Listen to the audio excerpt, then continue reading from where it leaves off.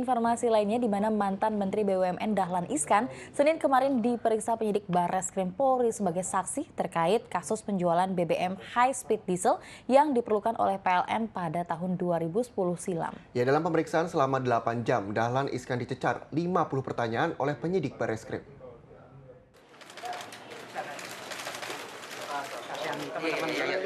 Seperti tak ada habisnya kasus demi kasus yang menimpa mantan orang nomor 1 di Kementerian Badan Usaha Milik Negara atau BUMN, Dahlan Iskan, muncul satu persatu di hadapan publik.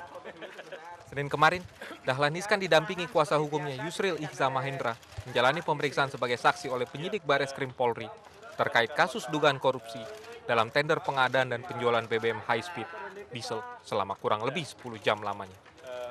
Dahlan diperiksa terkait kasus baru, pengadaan dan penjualan BBM high diesel speed diesel yang saat itu diperlukan oleh PLN pada tahun 2010 sebanyak kurang lebih 9 juta ton.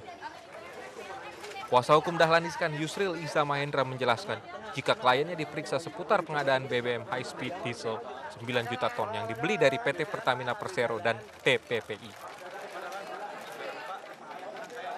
Dan sore ini lebih banyak mengklarifikasi dokumen-dokumen yang terkait dengan hal itu.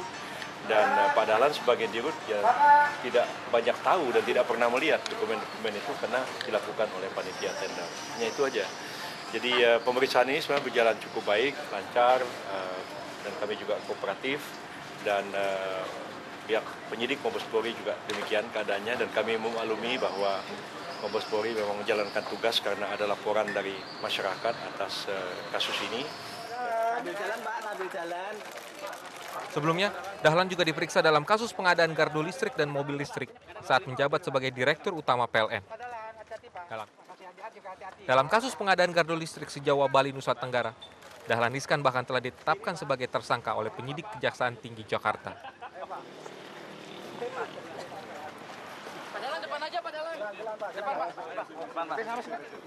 Dari Jakarta, Helmi Sajangbati memberitakan.